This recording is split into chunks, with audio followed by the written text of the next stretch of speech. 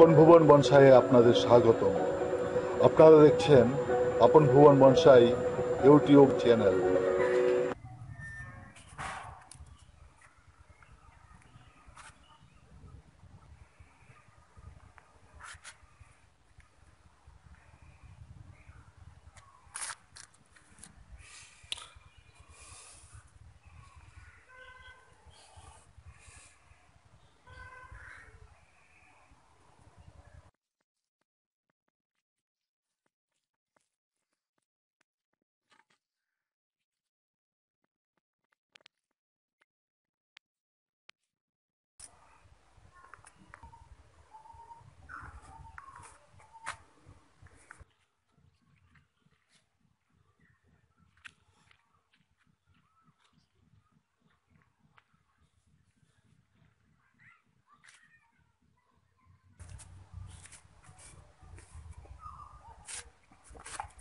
সুপ্রিয় দর্শক বন্ধুরা, আজ আমি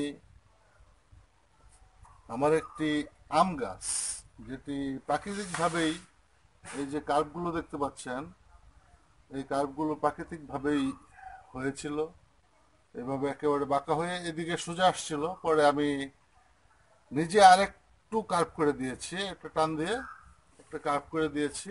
এখন কার্ভ কমপ্লিট হয়েছে, আর কোনো কার্ভের দরকার নেই। এটিকে একটি বনসাই বানানোর চেষ্টায় আছি। দেখা যাক কতটুকু কি তৈরি করতে পারি। আমি খুব বেশি দিন হয়নি বনসাই নিয়ে কাজ করছি। বনসাই নিয়ে দীর্ঘদিন অভিজ্ঞতা না থাকলে সঠিক বনসাই বানানো যায় না। আর আমার কোনো প্রাতিষ্ঠানিক ট্রেনিং নেই, প্রশিক্ষণ নেই। ইউটিউব থেকে বিভিন্ন ভিডিও দেখে দেখে আমি বনসাই সম্পর্কে আইডিয়া নিয়েছি এবং নিজে নিজে কাজ করে বনসাইয়ের অভিজ্ঞতা যতটুকু অর্জন করার করছি। বন্ধুরা, এই গাছটা আমি এই টবে লাগিয়েছি, মাটি থেকে উঠিয়ে আমি এই টবেই লাগিয়েছিলাম প্রায় 1.5 বছর আগে। প্রতি বছর একবার করে মাটি বদলে দিলে যে কোনো গাছেরই বৃদ্ধির ক্ষেত্রে ভালো হয়, গাছ সুস্থ থাকে। যেহেতু এটা 1.5 বছর বয়স হয়ে গেছে, আমি এই গাছ আজকে রিপোর্টিং করব তথা মাটি চেঞ্জ করে দেবো। জাস্ট আমি রুট বল থেকে পুরাতন মাটি সরিয়ে আমি নতুন মাটি দিয়ে গাছটিকে লাগাবো।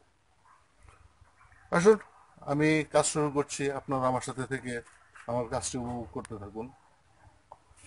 প্রথমে আমি ভিতরে রুট বাউন্ড হয়ে গেছে, বাইরে বের হওয়া শুরু করেছে। ড্রেনেজ হোল দিয়ে অনেকখানি রুট বাইরে বেরিয়ে গেছে।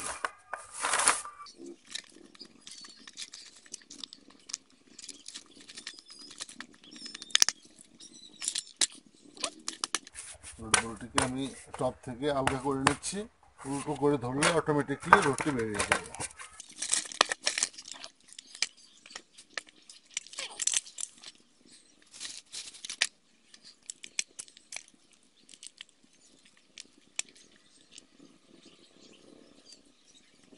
দর্শক, আমি রুট বল থেকে যথাসম্ভব মাটি উঠিয়ে নিচ্ছি। খুব সামান্য মাটি রাখবো রুট বলের সাথে, নয়তো বা গাছ সার্ভাইভ করতে সমস্যা হতে পারে।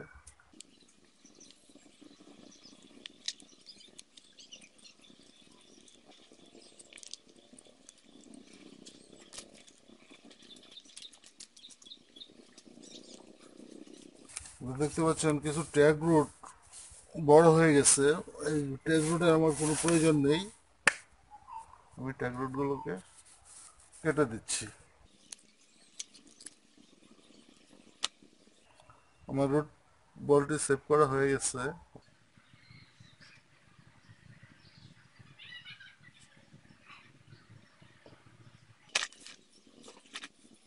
দর্শক, আমি সেম টপটি ব্যবহার করছি, যে টবে গাছটি ছিল সেই টপটি ব্যবহার করছি। একটু সামান্য পরিষ্কার করে নিয়ে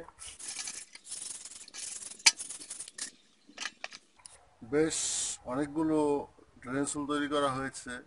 যাতে খুব সহজে পানি নিষ্কাশন হয়ে যেতে পারে, পানি জমে না থাকে। আমি ড্রেনেশন কভারের জন্য আজ ব্যবহার করছি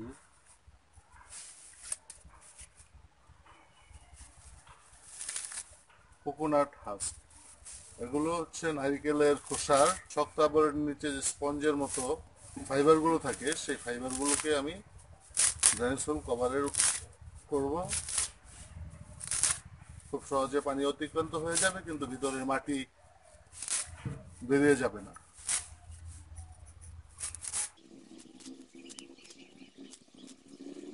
আমি একটু কুচে নিচ্ছি যাতে সফট হয়।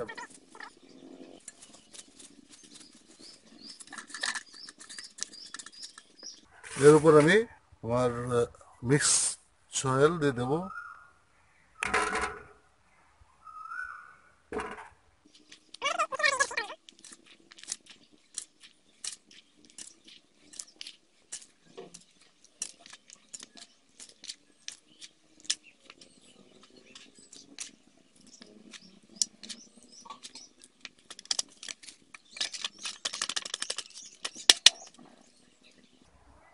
আমি এখন রুট বলটিকে বসিয়ে দিচ্ছি।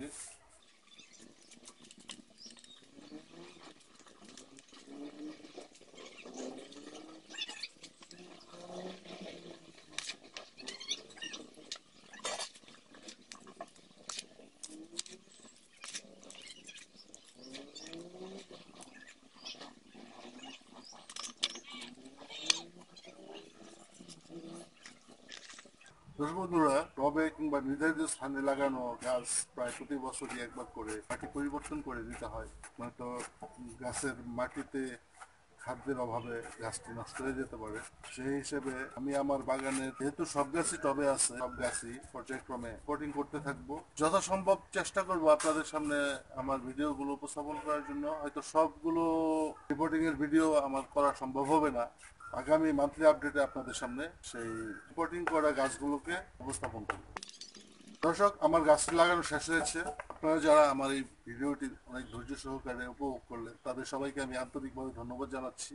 আমার এই ভিডিও যদি আপনাদের ভালো লাগে, আমার ভিডিওকে লাইক দেবেন, বন্ধুদের মাঝে আমার ভিডিওটি শেয়ার করবেন। এখন পর্যন্ত যারা আমার চ্যানেলকে সাবস্ক্রাইব করেননি, দেরি না করে এখনই সাবস্ক্রাইব করুন এবং বেল আইকনে ক্লিক করুন আমার আপলোড করা ভিডিও সবার আগে পেতে। আমার গাছটি লাগানো কমপ্লিট। এখন আমি পানি দিয়ে দেবো। পানি দিয়ে সার্ভাইভ করার জন্য অর্থাৎ একটি সেমি দিয়ে দিতে রাখবো পরবর্তী। দর্শক বন্ধুরা, আমি গাছটিকে পানি দিয়ে দিচ্ছি। আমার আজকের এখনকার ভিডিওর কার্যক্রম শেষের পথে। এখনকার মতো আমার কার্যক্রম শেষের পথে।